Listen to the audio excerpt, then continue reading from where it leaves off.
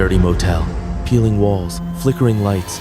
Max turned on his camera to debunk yet another internet creepypasta, but then his reflection smiled.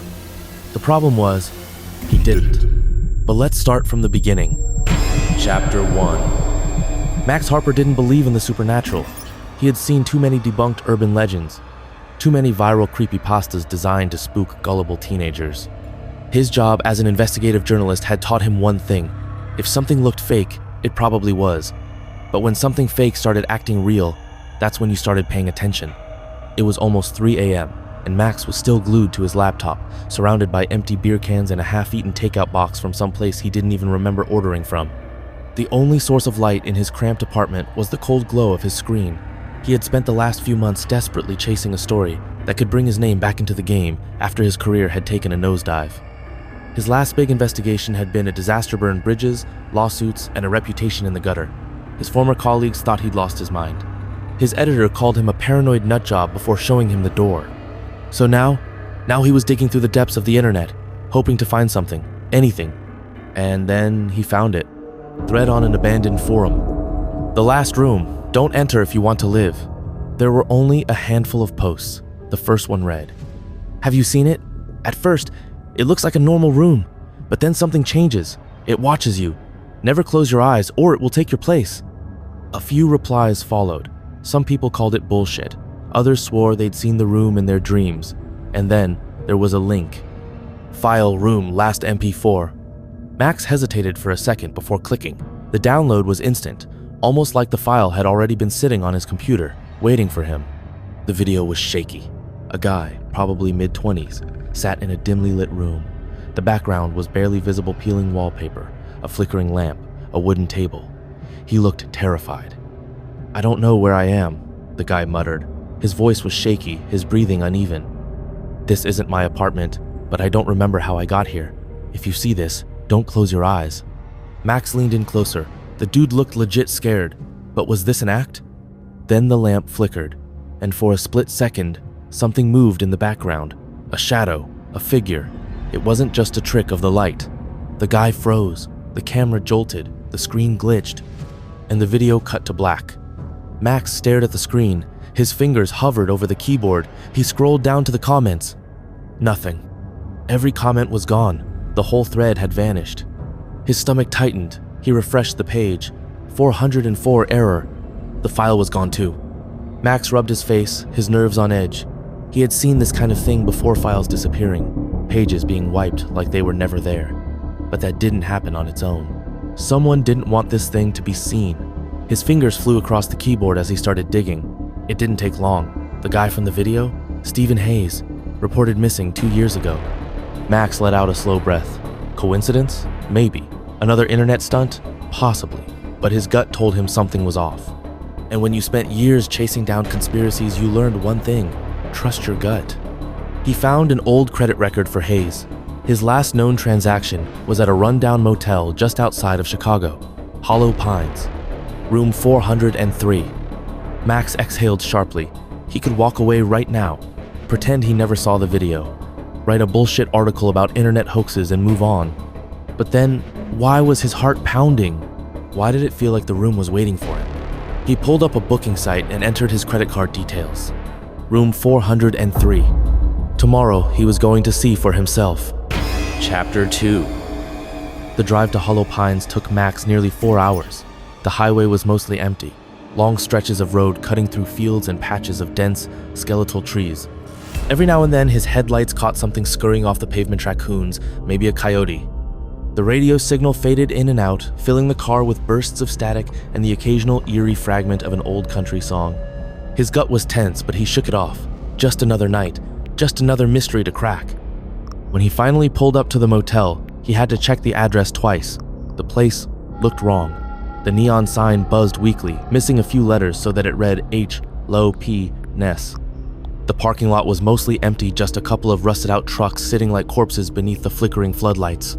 Max killed the engine and took a deep breath. This was it. The lobby smelled like stale cigarettes and mildew. Behind the counter sat a tired-looking old man with yellowed fingernails and watery, sunken eyes. His face was blank, like someone had turned the brightness down on his soul years ago. Room 403. Max said, sliding his card across the counter. The old man didn't move right away. He just stared, like Max had just ordered something off a secret menu he wasn't supposed to know about. "Damn place still renting that one out," Max muttered, trying to sound casual. The man swiped the card, the receipt printed. Still, he didn't speak. "You sure you want to stay there?" His voice was dry, brittle, like paper about to crumble. Max forced a smirk, "Just for the night." The guy sighed and handed him the key. "Suit yourself." The hallway leading to 403 was worse than the lobby. The lights flickered, buzzing like a dying insect. The carpet was stained with what looked suspiciously like old coffee or dried blood. Max felt his heartbeat pick up, not fear adrenaline, the feeling of standing at the edge of something big, something dangerous. He reached the door. The number 403 was scratched into the metal. The actual numbers had been pried off, leaving only their shadows behind. He slid the key in. Click! The door swung open on its own. Max froze, just for a second. Then he stepped inside. The room was familiar, too familiar. The same peeling wallpaper, the same flickering lamp on the nightstand, the same wooden table from the video. Every single detail was exactly like the one from room last MP4. Max exhaled slowly, trying to shake off the unease creeping up his spine. He pulled out his camera, set it on a tripod, and pressed record. If something was going to happen, he'd make sure he caught every second of it. He sat on the bed. The air felt heavy, like the room itself was breathing. A draft whispered against the back of his neck. Max shivered. Then the lamp flickered. Chapter 3. Max opened his eyes. Something was off. He wasn't sure what at first. The room looked the same flickering lamp, the same ugly wallpaper curling at the edges. But there was a shift. His breath felt too loud. The air felt thicker, heavier, like the atmosphere in the room had changed while he was asleep, if he had even fallen asleep at all. He reached for his phone on the nightstand, dead. Frowning, he turned to check his camera. It was still recording, the small red light blinking at him, but the screen showed something that made his stomach drop. It was filming him, but not as he was now. On the screen, Max was lying in bed, asleep. Yet here he was, awake. His pulse spiked. What the hell? He grabbed the camera, rewinding the footage. It played back in grainy silence his own still body, the slow rise and fall of his breathing. But then, at some point, the air in the room seemed to ripple, like heat waves over asphalt. And then, something moved in the corner. It was just a shadow at first, a smudge in the darkness. But then it shifted, stretched, it had shape. Max's skin crawled, his fingers tightened around the camera.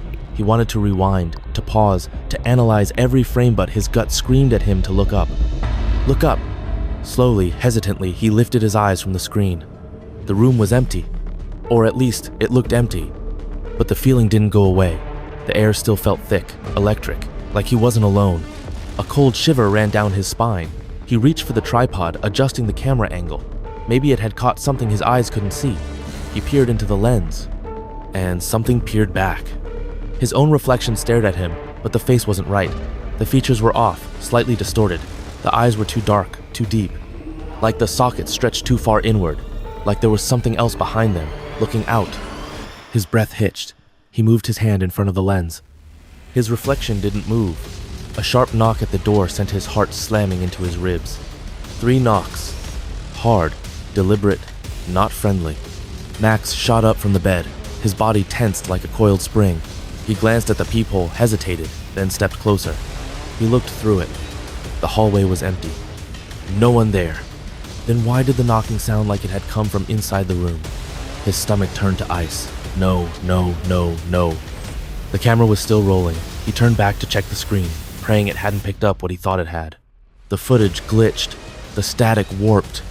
And then, just before the screen cut to black, his own voice whispered from the speakers. Don't close your eyes. Chapter 4. Max couldn't breathe. He wanted to move, to run, to do something, but his body wouldn't listen. It was like his brain had been unplugged, leaving him trapped in his own skin. The knocking hadn't come from outside. It had come from inside the room, and something was still here with him. The air felt electric, humming with a pressure that made his eardrums ache. His instincts screamed at him to keep his eyes open, but his vision blurred, his lashes too heavy. He blinked. The room changed. The walls weren't walls anymore, they pulsed, shifting between reality and something else. The flickering lamp cast too many shadows, stretching, twisting. Something stood in the corner. It wasn't just a shadow this time, it had mass, a shape, tall, wrong, watching. Max's pulse slammed against his ribs. He tried to speak, but his throat felt filled with static. The thing moved. Step, step. The floor creaked. The sound was wet, like bare feet on damp wood. The shape was closer now, too close. His body snapped into action. He lunged for the door, yanking at the knob. Locked. Of course, it was locked. The static in his ears grew louder. It wasn't just noise anymore, it was whispering. His own voice. Don't close your eyes. Max spun around, his back pressing against the cold door. The thing was right in front of him now. It had no face, no eyes, just a dark, yawning emptiness where its features should have been. But somehow, he knew it was staring right at him. It reached out. The moment the fingers brushed his skin, his vision fractured. Darkness. Silence. Then, a new room. The same room, but different. Max opened his eyes, gasping like a drowning man breaking the surface. He was still in room 403, but it felt off, colder. The door was slightly open now. A hallway stretched beyond it, the same dim lighting, the same peeling wallpaper, but something gnawed at the edges of his mind. He knew, without a doubt, that if he stepped out, he wouldn't be leaving alone. His camera was still on. The red light blinked steadily. He grabbed it, his fingers shaking. He had to check the footage, had to see if... The screen glitched. Then a new image appeared. It wasn't him. It was someone else, sitting on the bed.